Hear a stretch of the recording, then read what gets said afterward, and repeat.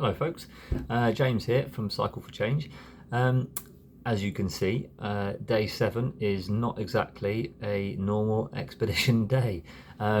Day 7 has been a rest day, and a massive thank you to Premier Inn of Cleethorpes for letting me in the room early. I've been here since about 8 a.m. this morning, woke up early from my wild camp and came straight over here, checked in. They've been amazing, been really supportive. They've taken some of my kit and washed it. Sorry guys, that's going to be horrible, and that'll be nice and washed and dry, ready for me in the morning. I'm going to have breakfast and things like that. Today is not, it is a rest day, but it's not a lounging around sitting in a hotel room doing nothing day. This is a really, really important part of my expedition. This has been such a learning curve for me. For those of you that don't know, people who've joined in and are watching who don't know me at all, I am not a cycle tourist. I don't know anything about cycle touring, or at least I didn't until a few weeks ago. This whole project, the whole Cycle for Change project, has kind of come together over the last 2 to 3 months. I was doing another project. The plan was for me and my friend Nick to row the Atlantic Ocean. That project just didn't work out over the summer. I've ended up changing tact. I had 2 months booked off over December and January to do the row.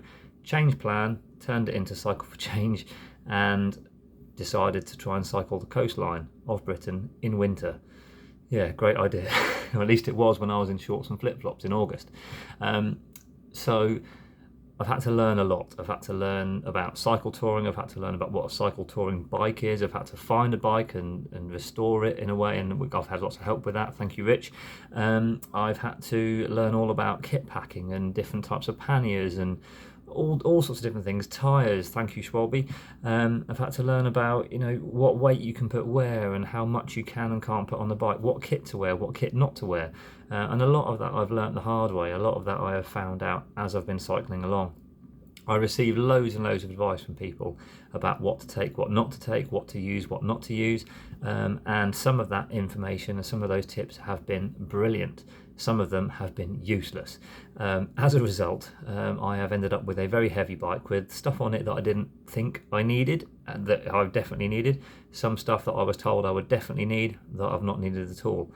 So today has been really useful in that sense. I've been able to completely strip the bike, take everything off it, have a look at all my kit, get rid of some of it. I've had to bin some of it. I've posted a load home.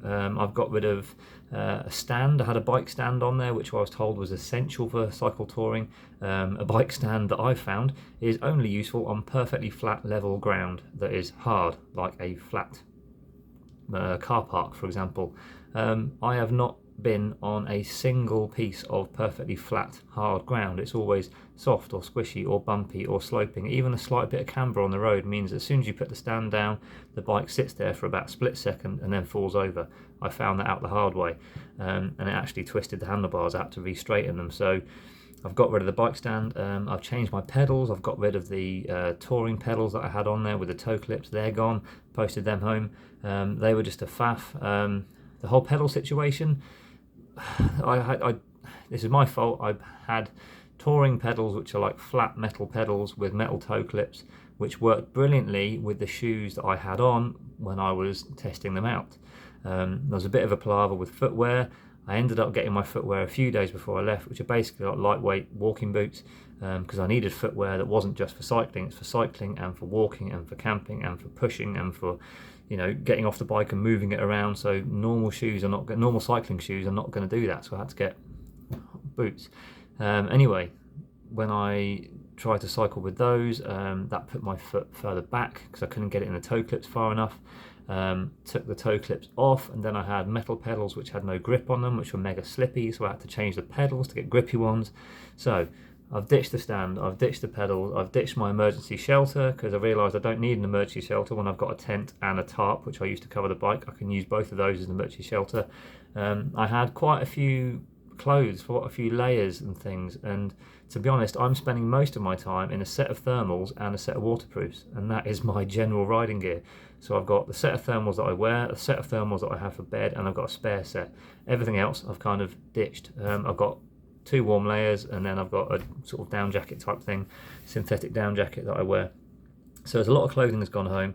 A beautiful photo book that my wife made for me of the kids and the family. It's an amazing photo book, and it's actually quite hard to look at because it's quite emotional looking through that book, but it makes me feel at home. But I've taken photos of all those pages, so I have the photos on my phone, which I need all the time anyway, and I've sent the book home. So things like that, I've tried to sort of streamline the bike, and I've managed to shed somewhere around 3 or 4 kilos off the bike, which in the grand scheme of things isn't that much, but actually it gives me space in the panniers, space to move things around, space to sort of reorganise my kit as and when I want to, and rather than always struggling to fit stuff in. So lots of stuff has gone back home. What else have I done? I've also fixed things that had sort of broken along the way. I've fixed a broken pannier clip. I've had to take off the metal rivets and things, and basically tie it on with string, but it has worked. So hopefully that solved a problem.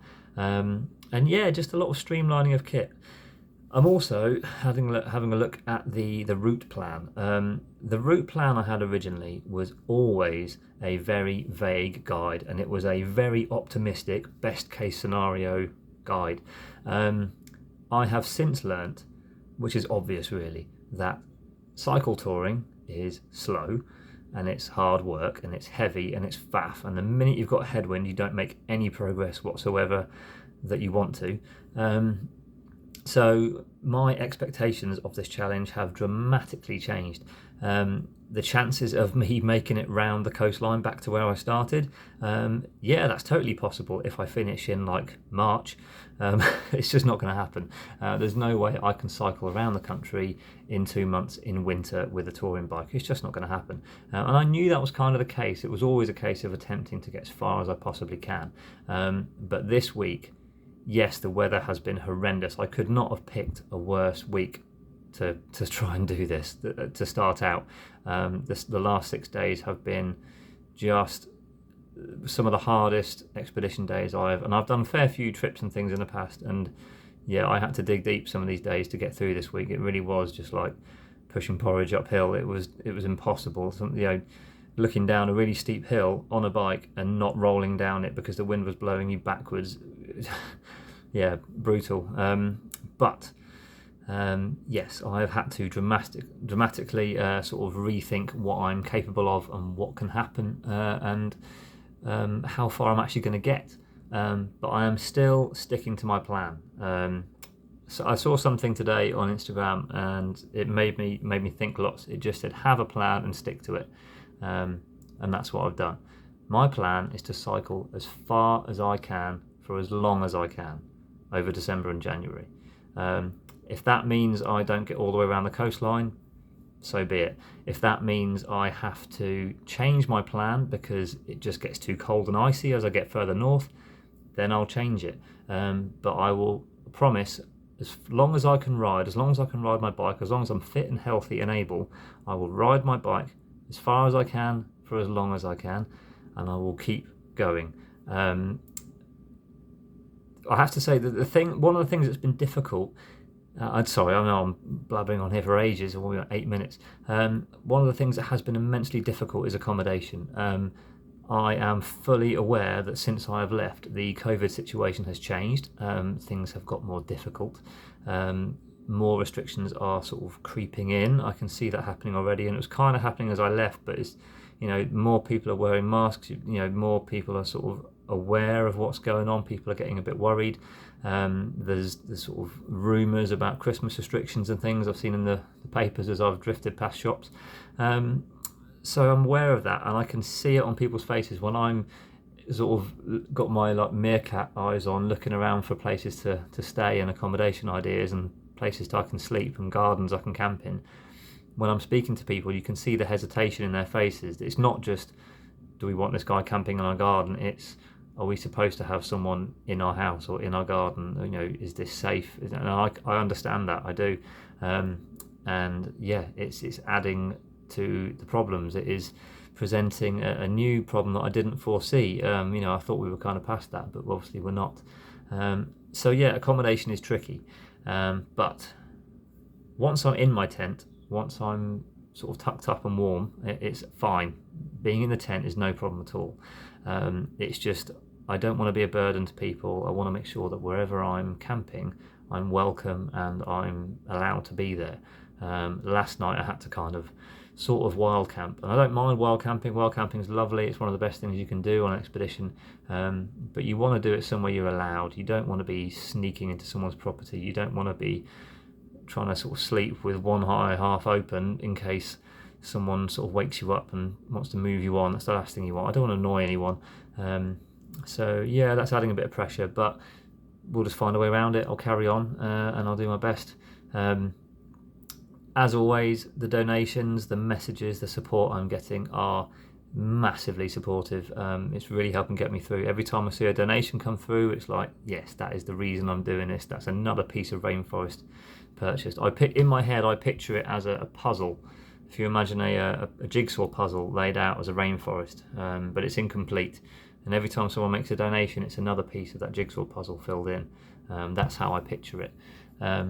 So yeah, all those little pieces add up, and it's not me, you as well, everyone who's donating, we are physically buying a rainforest. Every single donation that you make buys and protects rainforest. That you donate a tenner, that is a big square of rainforest with some trees in it, and things live in those trees, and you just bought that, you just protected it.